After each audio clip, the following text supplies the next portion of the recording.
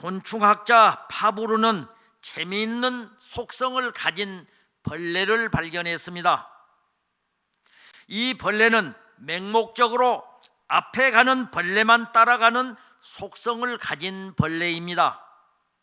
파브르는 화분의 가장자리를 따라 원으로 벌레들을 배열하고 그 벌레들을 관찰했습니다.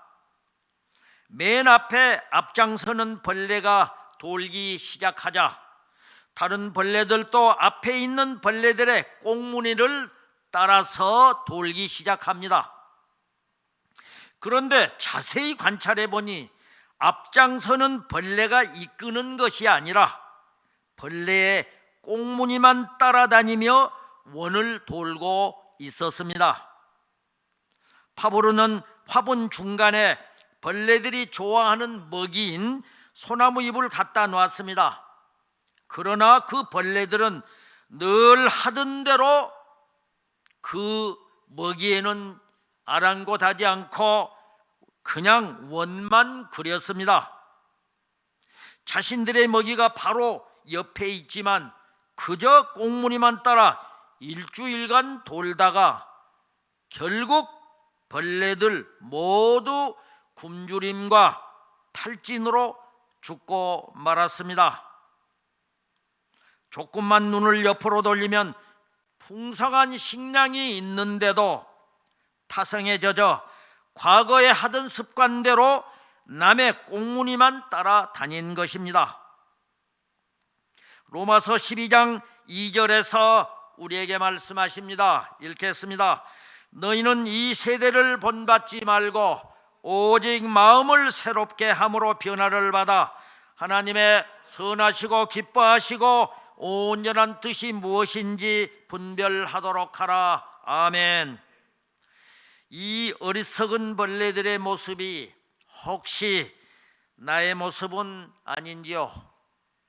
타성에 젖어 늘 하던 습관과 익숙함 때문에 새로운 것을 바라보고 개척하기보다는 아무 생각 없이 과거에 하던 대로 살아가고 있지는 않는지요?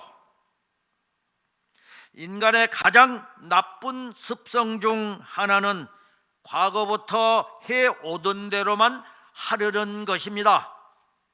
새로운 변화를 싫어하고 도전하지 않고 타성에 젖어 현실에 안주하려는 것입니다. 엘버트 아인슈타인은 인간이 어제와 똑같은 삶을 살면서 나의 미래가 바뀌기를 기대하는 것은 정신병 초기 증세라고 말을 했습니다. 그럼에도 불구하고 우리는 변화하기란 그렇게 쉽지를 않습니다. 그래서 많은 사람들은 사람은 절대 안 변해 라고 인정해버리면서 굳은 신념으로 시도해보지도 않고 교육이나 훈련 등 발전할 수 있는 새로운 도전을 포기함으로 인해서 더 성장할 수 있는 좋은 길을 막아버리고 합니다. 그런데 인생 후반에 도전의 삶을 통해 우리에게 가능성을 보여준 예순이 훨씬 넘는 어느 할머니 한 분을 소개하겠습니다. 그는 인생이 덧없이 끝나감을 아쉬워하면서 이제라도 내가 등산을 할 수 있을까 하는 기대 반 우려 반으로 등산을 하기 시작했고 매우 힘들고 감당하기 어렵기도 했지만은 끝까지 중단하지 않고 꾸준히 산을 오르기 시작했습니다. 그 결과 66살에 북미에서 가장 높은 산인 4418m의 휘트니 산을 올랐고 91살에 일본에서 가장 높은 산인 3776m의 후지산 정상에 올랐습니다. 그녀는 81세부터서 91세까지 그 10년 동안만 해도 97개의 산봉우리인 정상에 올랐습니다. 그녀의 이름은 클록스입니다. 이러한 그녀를 기려 미국 캘리포니아 주 입법부는 1991년 휘트니산 봉우리 중 하나를 그의 이름을 따서 클록스 봉이라고 이름을 붙였습니다. 그녀가 94세가 되었을 때 18세 소녀의 심장과 폐를 가지고 있다는 의사의 진단을 받았던 그녀는 자신의 자서전 인생을 정복하다 해서 이렇게 말했습니다. 여러분들, 사용하지 않는 근육은 쇠퇴합니다.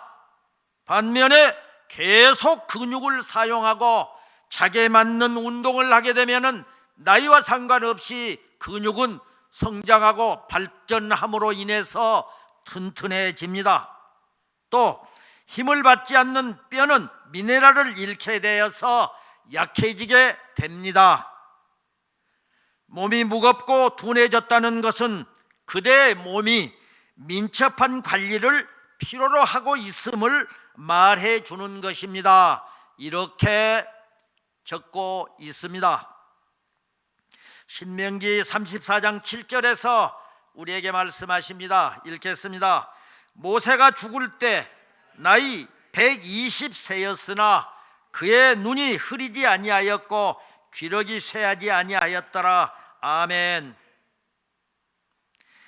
우리는 지금 100세 시대에 살고 있습니다. 남의 얘기인 줄 알았는데 그것이 성큼 우리 앞에 다가왔습니다. 저희 세대만 해도 꿈도 꿀 수 없었던 것이었습니다. 그러나 100세까지 사는 것이 무섭다라고 말하는 사람들이 많이 있습니다. 그도 그럴 것이 100세까지 잘 살기 위해서 꼭 필요한 것이 있기 때문입니다. 그것이 바로 건강과 돈과 친구라는 것입니다. 우리들은 100세까지 혹은 주님이 허락하신 그날까지 무엇을 하며 무슨 재미로 어떻게 살고 싶으신가요? 많은 사람들이 자신의 나이가 이제 너무 많아 무엇을 새롭게 시작하기에는 늦었다고 생각을 합니다.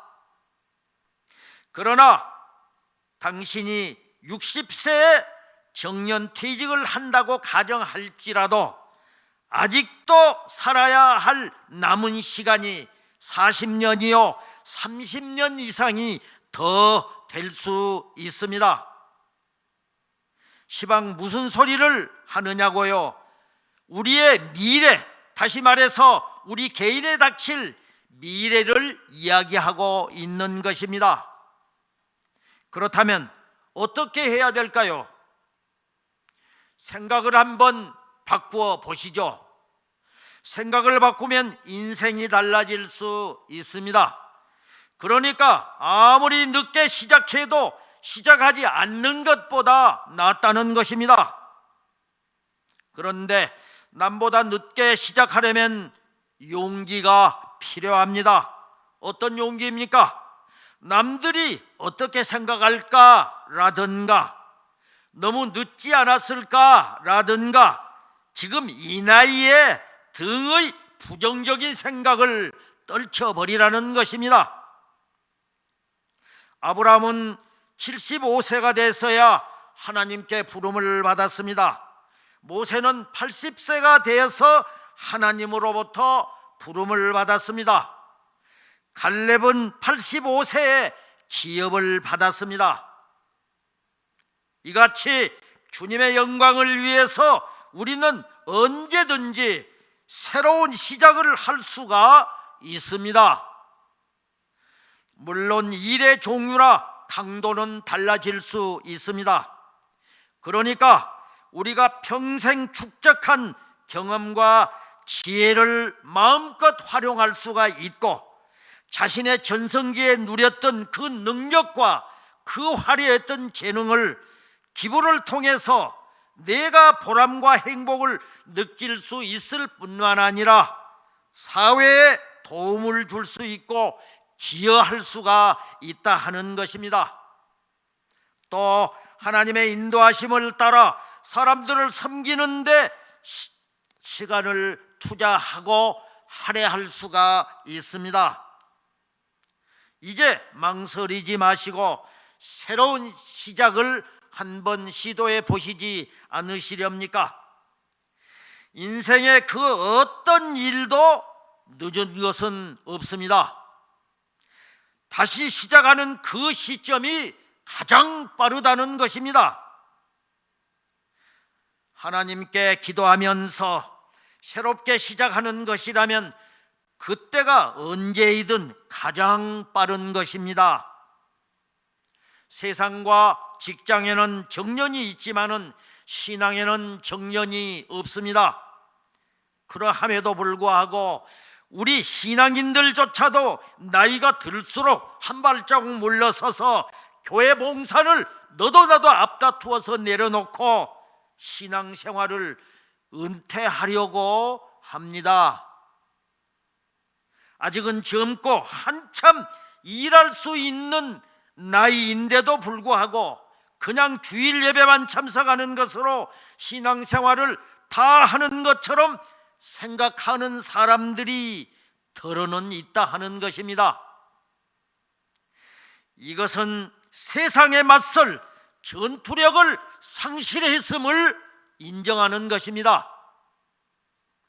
신앙은 나이가 들수록 더 좋아져야 합니다. 영적으로 더 강해져야 하고 은혜를 더 많이 먹는 자로서 신앙의 본이 되어야 합니다. 그렇게 살 때 내가 더 행복하고 하나님이 더 기뻐하십니다. 할렐루야. 지금은 고인이 되었지만 강석규 박사가 95세에 쓴 수기에 대해서 언젠가 소개한 적이 있습니다. 저는 10여 년 전에 이 수기를 읽고 너무도 제가 감명을 받고 도전을 받은 적이 있습니다. 그래서 다시 한번 소개를 하면서 우리 모두에게도 힘과 용기가 되고 도전이 되길 주님의 이름으로 축복합니다. 나는 젊었을 때 정말 열심히 일했습니다. 그 결과 나는 실력을 인정받았고 존경도 받았습니다. 그 덕분에 65세 때 많은 사람들의 박수를 받고 감사패를 받고 공로패를 받으며 당당한 은퇴를 할 수가 있었습니다. 그런 내가 30년 후인 95살 생일 때 얼마나 후회의 눈물을 흘렸는지 모릅니다. 나의 65년의 생애는 너무도 자랑스럽고 떳떳했지만은 이후 30년의 삶은 말할 수 없이 부끄럽고 후회가 되고 비통한 삶이었습니다. 나는 65세 퇴임 후 이제 다 살았다, 남은 인생은 그냥 덤이다라는 생각으로 그저 고통 없이 죽기만을 기다렸습니다. 그냥 아무것도 하지 않고 무의도식 그냥 놀면서 시간만 낭비한 덧없고 희망이 없는 삶 자체였습니다. 그런 어리석은 삶을 무려 30년이나 살았습니다. 그 30년의 시간은 지금 내 나이 95세로 보면은 내 일생의 3분의 1에 해당하는 기나긴 시간입니다. 만일 내가 퇴직할 때 그 65세 때 30년을 더 살 수 있다고 생각했다면은 난 정말로 이렇게 무의미하게 어리석게 살지는 않았을 것입니다. 그때는 나 스스로가 늙었다고 뭔가를 계속하기에는, 아니 다시 시작하기에는 너무 늦었다고 생각했던 그것이 큰 잘못이었고 너무너무도 큰 착오였음을 이제 와서 뼈저리게 느낍니다. 나는 지금 95살이지만은 정신이 또렷합니다. 앞으로 10년, 20년을 더 살 수도 있을지 모릅니다. 이제라도 나는 하고 싶었던 어학 공부를 시작하려고 합니다. 그 이유는 단 한 가지입니다. 10년 후 맞이하게 될 105번째 생일날 95살 때와 같이 왜 아무것도 시작하지 않았는지 후회를 되풀이하지 않기 위해서입니다. 이 글은 호서대 설립자인 강석규 박사께서 95세 쓰셨던 수기입니다. 안타깝게도 강 박사께서는 1915년 8월에 105세를 2년 앞두고 103세로 고인이 되셨습니다. 황홀에도 열정적인 사랑을 나누었던 괴테는 우리가 인생 후반인 노년에 꼭 새기고 뼈저리게 느껴야 할 교훈의 말을 남겼습니다. 그것은 노년의 삶은 상실의 삶이다. 사람은 늙어가면서 다음 5가지를 상실하게 된다. 즉 건강과 돈과 일과 친구와 그리고 꿈을 상실하게 된다. 그러니까 하던 일을 내려놓고 뒷전으로 물러설 때 바로 상실의 삶은 나에게, 우리에게 찾아온다 하는 것입니다. 우리는 이 장벽을 어떻게 돌파해야 합니까? 그래서 가장 지혜로운 사람은 나이와 상관없이 늘 배우려고 노력하는 사람이라고 했고, 인생 후반에도 자신을 늘 가꾸면서 자기 관리를 위해서 노력하고 열정적으로 삶을 사는 사람이라고 했습니다. 이런 형편을 잘 아시는 우리 주님께서 우리에게 높은 장벽을 돌파할 인물을 성경에 주셨습니다. 오늘 본문 말씀인 여호수아 14장 10절에서 12절까지 말씀을 함께 읽겠습니다. 이제 보소서, 여호와께서 이 말씀을 모세에게 이르신 때로부터 이스라엘이 광야에서 방황한 이 45년 동안을 여호와께서 말씀하신 대로 나를 생존케 하셨나이다. 오늘 내가 85세로 돼 모세가 나를 보내던 날과 같이 오늘도 내가 여전히 간건하니 내 힘이 그때나 지금이나 같아서 싸움에나 출입에 감당할 수 있으니 그날에 여호와께서 말씀하신 이 산지를 내게 주소서. 당신도 그날에 들으셨거니와 그곳에는 아락 사람이 있고 그 성읍들은 크고 견고할지라도 여호와께서 나와 함께 하시면 내가 여호와께서 말씀하신 대로 그들을 쫓아내리이다 하니. 아멘. 오늘 내가 85세로 돼 오늘도 내가 여전히 간건하니 내 힘이 그때나 지금이나 같아서 싸움에나 출입에 감당할 수 있으니 그날에 여호와께서 말씀하신 이 산지를 내게 주소서. 할렐루야. 바로 85세의 나이에 기업을 받은 갈렙입니다. 갈렙은 자신의 장벽을 장애가 아니라 신앙의 디딤돌로 삼아서 믿음의 눈을 활짝 열었습니다. 그는 어떤 장벽을 뛰어넘었을까요? 갈렙은 혈통의 장벽을 뛰어넘었습니다. 그는 정통 유대인이 아닌 그니스 족속, 즉 가나안 족속 사람이었습니다. 그는 엄친아도 세상의 명문 가문도 금수저도 아니었습니다. 그럼에도 불구하고 여호와를 온전히 쫓음으로 출신의 장벽과 혈연의 담, 선입견의 담을 뛰어넘어서 그의 안목과 능력을 인정받았습니다. 오늘 본문인 14장 13절 14절을 함께 읽겠습니다. 여호수아가 여분네 아들 갈렙을 위하여 축복하고 헤불론을 그에게 주어 기업을 삼게 하매 헤불론이 그니스 사람 여분네 아들 갈렙의 기업이 되어 오늘까지 이르렀으니 이는 그가 이스라엘의 하나님 여호와를 온전히 쫓았음이라. 온전히 쫓았음이라. 갈렙은 나이의 담을 뛰어넘었습니다. 갈렙은 85세로 가장 나이가 많았습니다.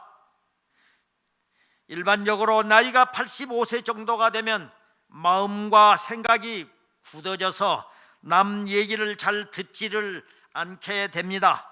그러면서 과거의 자신의 경험에 대한 확신으로 자신만의 프레임에 갇혀 살기가 쉽습니다.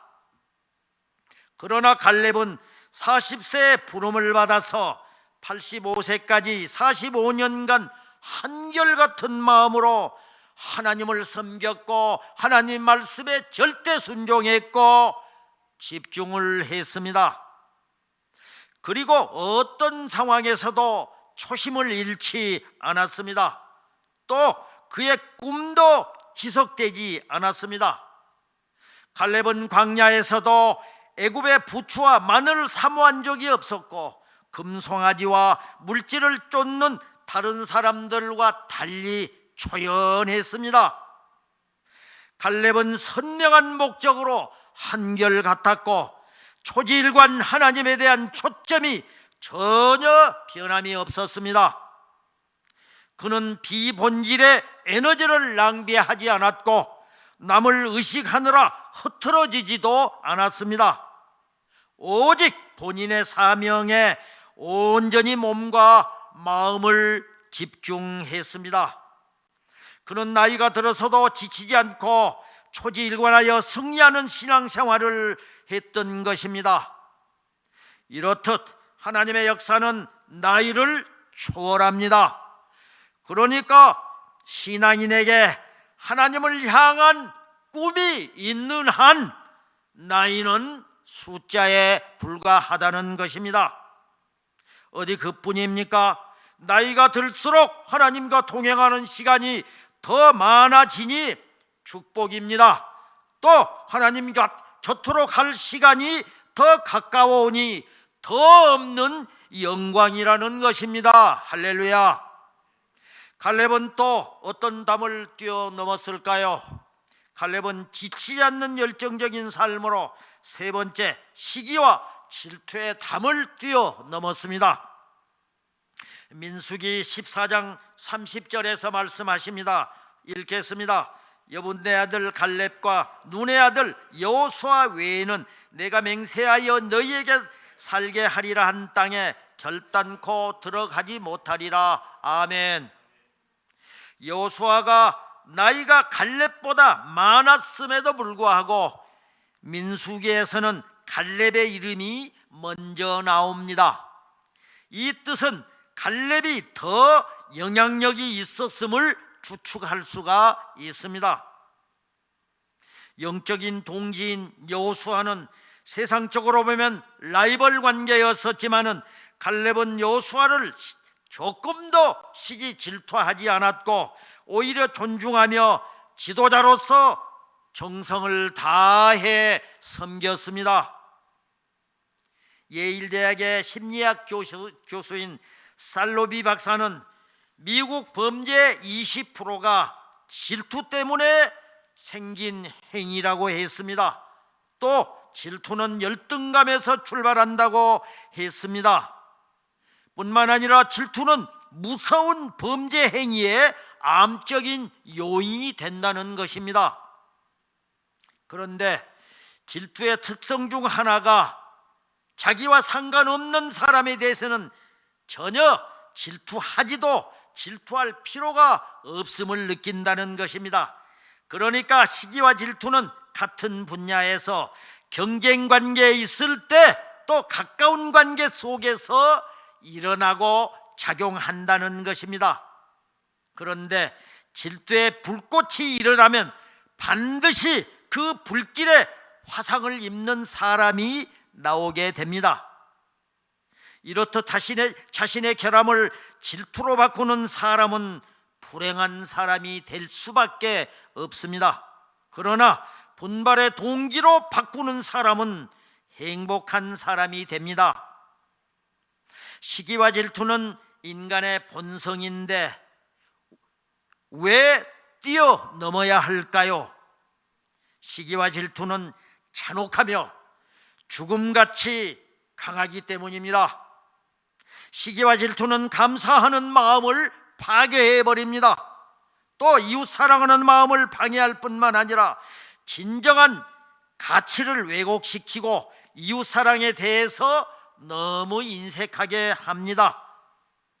뿐만 아니라 과거와 현재, 미래를 보는 시각을 흐리게 하면서 치명적 실수를 하게 해서 결국 하나님을 슬프게 합니다.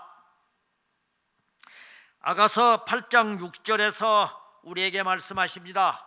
함께 읽겠습니다. 안 들어가 있는 모양이죠. 제가 읽겠습니다. 너는 나를 도장같이 마음에 품고 도장같이 팔에 두라. 사랑은 죽음같이 강하고 질투는 수월같이 잔인하며 불길같이 일어나니 그 기세가 여호와의 불과 같으니라. 아멘. 시기와 질투는 마음을 상하게 하고 뼈를 썩게 하고 세상적 정욕적 마귀적이라는 것입니다. 잠언 14장 30절에서 말씀하십니다. 함께 읽겠습니다. 평안한 마음은 육신의 생명이나 시기는 뼈를 썩게 하느니라. 아멘. 야고보서 3장 14절 16절에서도 말씀하십니다. 읽겠습니다. 그러나 너희 마음속에 독한 시기와 다툼이 있으면 자랑하지 말라. 진리를 거슬려 거짓말하지 말라. 이러한 지혜는 위로부터 내려온 것이 아니요 땅 위의 것이요 정욕의 것이요 귀신의 것이니 시기와 다툼이 있는 곳에는 혼란과 모든 악한 일이 있음이라. 아멘. 시기와 질투는 결국 자신을 파괴하고 자신의 재능을 보지 못하게 합니다. 처음에는 시기심이 별로 해롭지 않다고 느낄 수 있습니다. 그러나 그것은 재에 임시 덮여있는 불씨와 같아서 끝내 큰 불을 일으키고 자기 자신을 파괴하고 주변 사람들까지 불행하게 만듭니다. 사탄은 그리스도인들을 어떻게 하든지 망하게 하려 하고 이런저런 구실로 예수님을 믿지 못하게 방해를 합니다. 그러나 우리 그리스도인들은 그것 때문에 더욱 강해지고 더 잘 될 수밖에 없습니다. 왜냐하면 그리스도인들은 거꾸러뜨림을 당하여도 망하지 않습니다. 주님이 붙잡아 주시고 주님이 항상 우리와 함께 하시고 또 주님 앞에 매달리면 간구하면 도와주시기 때문입니다. 우리들 중 혹시 누군가의 재능을 질투하고 있지는 않는지요? 나는 혹시 질투로 나에게 주어진 소중한 달란트를 보지 못하고 있지는 않는지요? 눈먼 질투는 많은 것을 가리고 보지 못하게 합니다. 또 듣지 못하게 하며 결국 많은 것을 파괴할 뿐이라는 것입니다. 내 마음에 시기와 질투가 일어날 때 자신의 시기와 질투를 합리화하지 말아야 합니다. 그리고 그것을 하나님 앞에 나가 회개하고 자백하고 하나님 앞에 도움을 요청해야 합니다. 다른 사람들을 위해서 또 기도해야 합니다. 다른 사람의 축복과 성공을 위해서 기도하고 그 축복에 동참하셔야 합니다. 그리고 항상 하나님을 나의 삶의 자리에 첫 번째 두고 주님 이름 높이고 하나님 영광을 위해 살겠다고 다짐하고 하나님께 도움을 요청하는 기도를 해야 합니다. 갈렙은 한결같이 하나님을 바라본 자였습니다. 갈렙은 광야에서도 금송아지와 물질을 쫓는 그런 삶을 살지 않고 초연했습니다. 오직 일편단심 변하지 않는 마음으로 하나님을 바라보고 의지하면서 하나님만 순종하고 쫓았습니다. 우리가 문제만 바라보면 우리도 문제 안에 살 수밖에 없게 됩니다. 그러나 하나님의 언약을 붙잡고 하나님의 언약을 바라보면 그 언약의 은혜와 축복 안에 살게 됩니다. 할렐루야. 이제 우리가 뛰어넘어야 할 담은 무엇입니까? 하나님에게